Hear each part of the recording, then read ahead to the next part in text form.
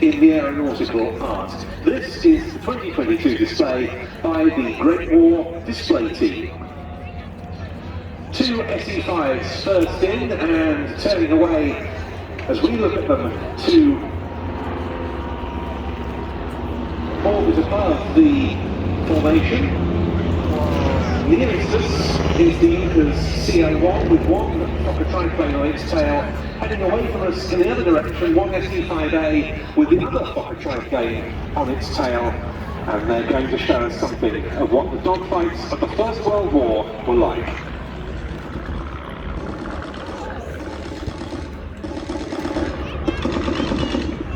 Now, the thing to remember as these little aeroplanes go through their paces is that these were aircraft that were built from wood and fabric. They had been designed with rudimentary knowledge of aerodynamics, and their engines were often unreliable. These replicas all have modern engines.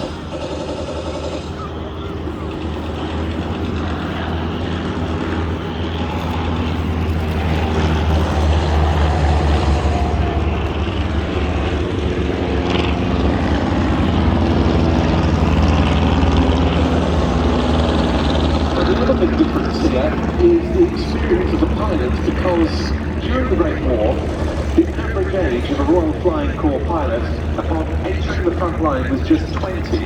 And by that point, in spite of the establishment very successfully of, in the UK, the Central Flying School back in 1912, the training they would have received was pretty rudimentary, at least particularly early on in the war. And yet they were thrust into these great aerial melees, these great dogfights, doing so without oxygen, in spite of operating at some quite high altitudes, and without parachutes. And I believe one of the biggest fears of First World War pilots was being consumed by fire. Yes, of course, aviation fuel is very volatile, and the whole business of what you mentioned about they flew without parachutes. Not because parachutes hadn't been invented, it was because the powers that be thought that the pilots just wouldn't have the guts to go in and fight if they could just jump out of the aeroplane. Passing by up there, left to right, the first of the Fokker DR1s. The aircraft was first launched in July 1917. It was developed in significant part as a result of the Socket triplane. When that aircraft first appeared, the team here used to have a Socket triplane. It recently been sold, but it's not the team anymore. The DR1, equipped with two stand-down machine guns, it was built to keep very small numbers, in fact, for an aircraft that was so big. Just 320 of them were constructed. It was superbly agile in turning fights, though it was slower in terms of outright performance than a lot of the Allied aircraft it was going up against.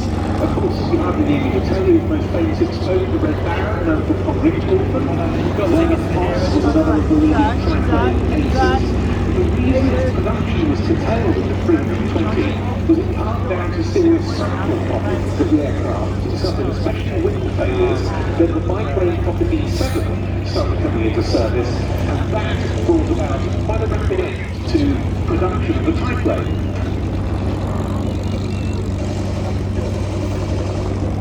Of course, what we're seeing here is a representation of the middle part of the First World War, when dogfights such as this were quite commonplace, but the early aircraft used to take to the air without any armaments at all. They were used primarily for reconnaissance, and then the pilots typically started shooting each other with handguns.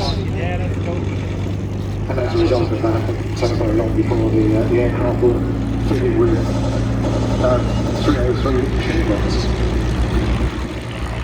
Two of the SE5a replicas turning tight to get onto the tail of the DR1 that's heading towards the east, and the Junkers CL.I that it's in formation with. The SE5a reminds us that the term fighter wasn't really in use at the time of the 1914-18 war. They used the term scout instead, and SE in this aircraft designation stands for Scout Experimental. The SE5 first flew in November 1916, the SE5a model, which was far more successful in 1917, 21 British Empire squadrons and 2 American units of the US Army Air Service used them during the First World War, and many of the leading Allied aces through SE5As, great names such as Rick Mannock, Albert Bourne, James McCutton and Billy Bickett. By contrast to the 320 Fokker triplanes, in its over 5,000 SE5As were produced.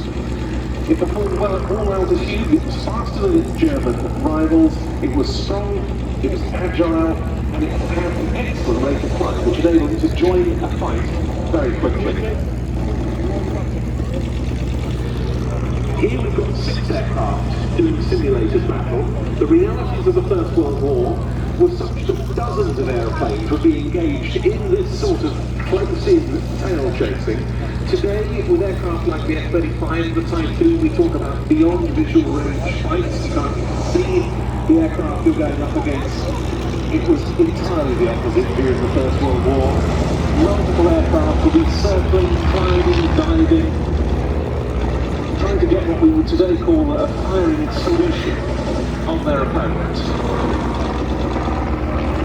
And that's where the tight turn was so important. If you could turn tighter than the guy that you were pursuing, you had a better chance of actually scoring a hit. Exactly, they'd have been largely turning on the rudder in those days as well. That was the technique.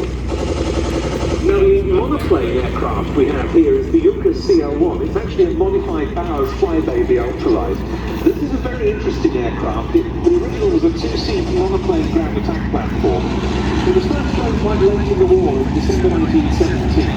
It was based on the earlier Junkers design, the Cherry kit, but it had a lot of fuselage to accommodate the rear. Just 47 of these were built and just delivered by the time of the November 1918 armistice. But it was the most effective of the late war German ground attack aircraft. It could have gone on to have a much greater influence on the course of the conflict had the armistice not taken place.